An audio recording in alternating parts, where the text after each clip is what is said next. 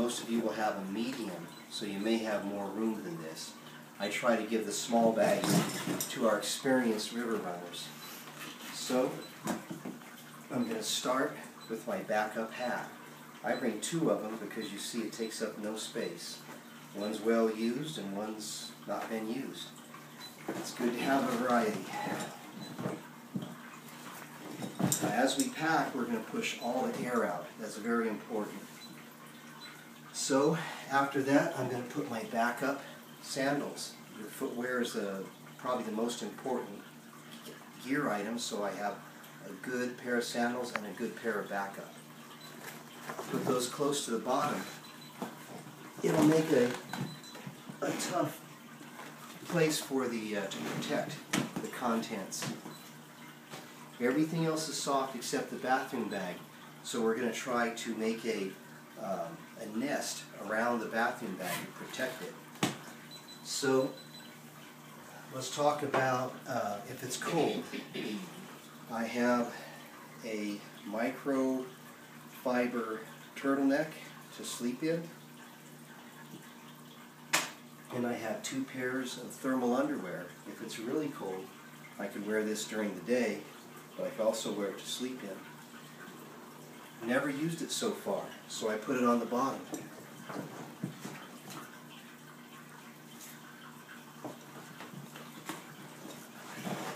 Once again, pushing all the air out. It's important to remove the air.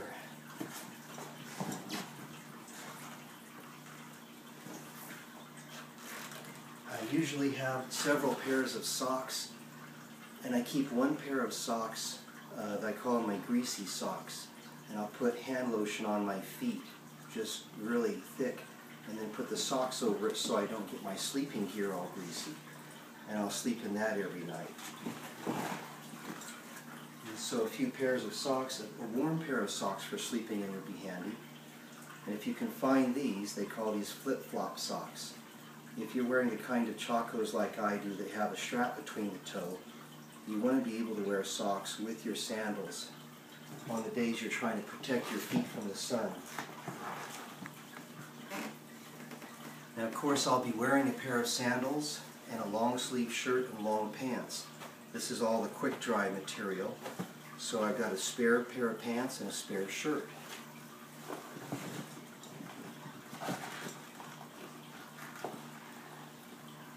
I like to wear or have 2 long sleeve shirts that are cotton for long hikes to protect from the sun. Nothing feels better on your body than cotton. On a really hot hike, you can soak it in the river. Cotton stays wet a long time. It'll keep you cool.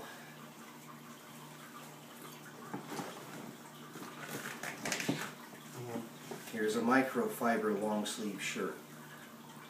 Just so you know, anything that's white, take this one back out, it'll never be white again. 2 trips ago, this shirt was that color. This is what the Grand Canyon does. It doesn't like white. It will not leave it that way.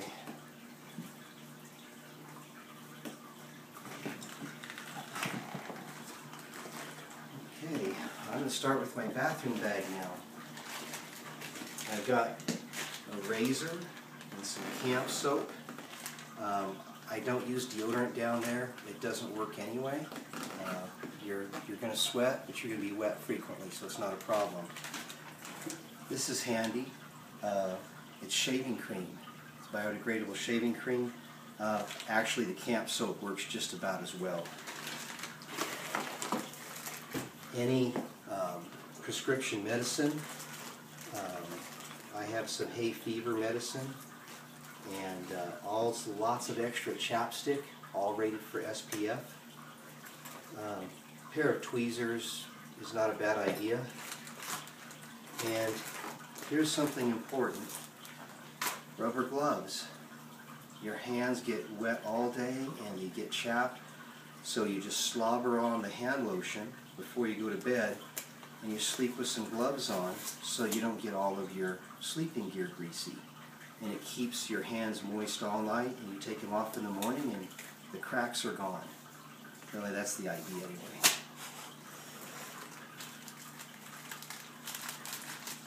I like to keep a spare flashlight in my bathroom bag. If I have, let's say a scorpion bite during the night, a sting, and I want to find my Benadryl lotion in the dark without waking everybody, it's good to have a little flashlight in there.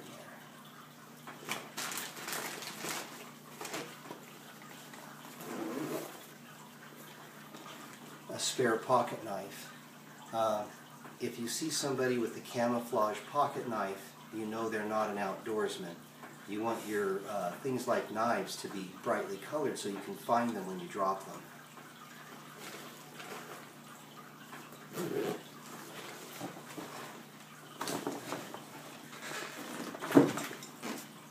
I've got 4 different sizes of bandanas. They're just handy for so many different things.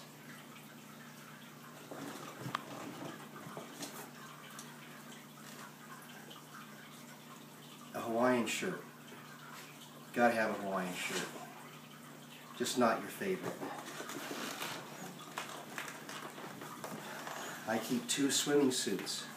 Once my legs are tan to the point they're not going to burn, I wear a swimming suit almost exclusively. So I take 2. The day we launch, I'm wearing long pants until I get tan. I wear a pair of these comfortable gym shorts at night to sleep in, so when I get up in the middle of the night to go to the bathroom, I don't scare people.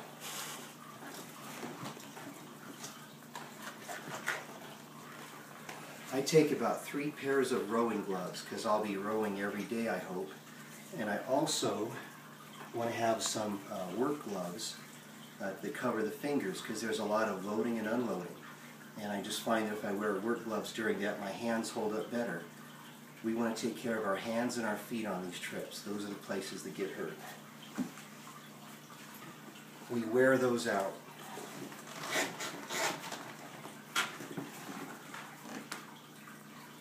I've got this fast-drying underwear. I hate to admit that because this is going on YouTube, but I never wear it down there. It's I find there's more trouble with rashes and stuff, so Commando works good. A nice hat to wear around camp, or if we're going to be around other people or something. Otherwise, the wild hair is good. Cotton pajama bottoms, just around camp. They're really comfortable. When your skin is dry and tormented by the sun and wet all day, cotton feels good. 2 cotton t-shirts.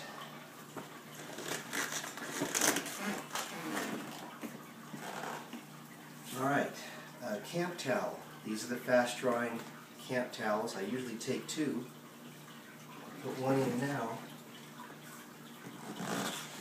And now we're coming to the top.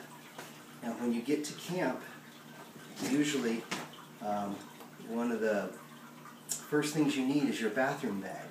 And you may need a change of clothes. But I put my sleeping kit right on the very top so I can set it aside. And if I'm setting up my bed, it's all there and ready. The very first thing I want is my towel because when we arrive at camp, we usually try to take a bath while it's still warm. So I want my towel on the top, and I want my headlamp near the top. In case we have a long day and we arrive at camp late, it's nice to be able to find your headlamp quickly. That's probably the biggest sleeping bag you should bring. This one's rated to 35 degrees, and all of the newer ones I bought are better and they compress much more than this one. The most important part of your sleeping kit. This is just simply a sheet that's been sewn into a cover. See how it's sewn together? We just put a seam all the way around it. And this is important that it's sewn together because if you want to sleep on top of your sleeping bag and it's too hot to be inside your sleeping bag, if something crawls up there with you, it can't get in your covers with you. It'll go over or under. And that would include scorpions. and we have some experience there. So if you sleep in a cover at all times, you're protected. It works. You can dip this in the river and put it and crawl into it when it's really hot and you can't get to sleep because it's so hot. And it's cotton, so it will dry slowly and will stay cool through the night as the water evaporates. For the first time, I'm bringing a fleece liner. We're going earlier in the year. This adds a lot of warmth to a sleeping bag, but if somebody is cold and we have a rainy day, we can also pull it out and use it as a blanket to warm somebody up. So this year I'm bringing a fleece liner.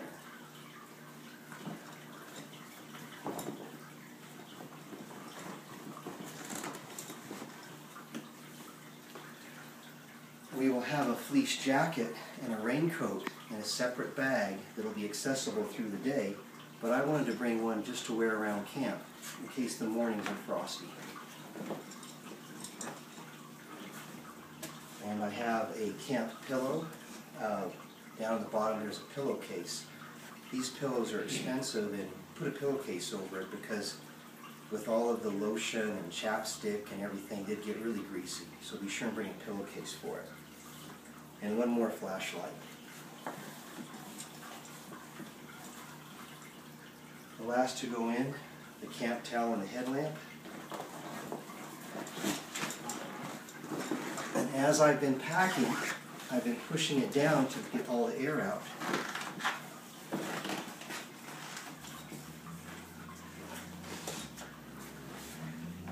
The sleeping bag's a nice shape to make a round top. I'm putting in lengthwise so we have the seam lines up.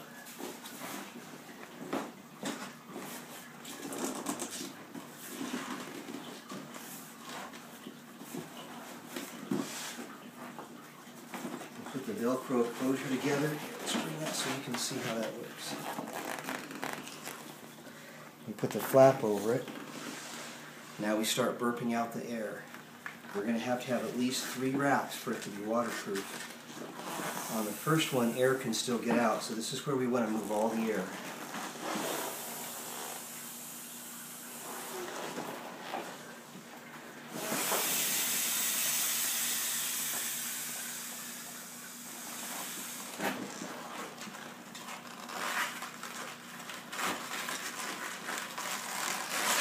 There's the second wrap. There's the third. Clip the side clips.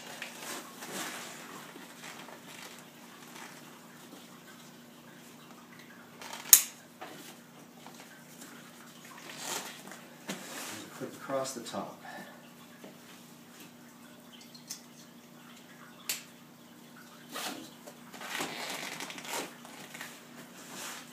We've flipped many boats with these packed this way, and the contents were always dry when they were packed like this. If the bag is empty or halfway full of air, the cold air, or the warm air, hot air from being exposed to the sun, hits the cold water and contracts, creates a vacuum. And so it's trying to suck water in when it's underwater. So having that seal is really important. But we've been packing it this way for years, and every one of my family has had bags in boats that have flipped, and none of us have ever had our clothes get wet. So there we go.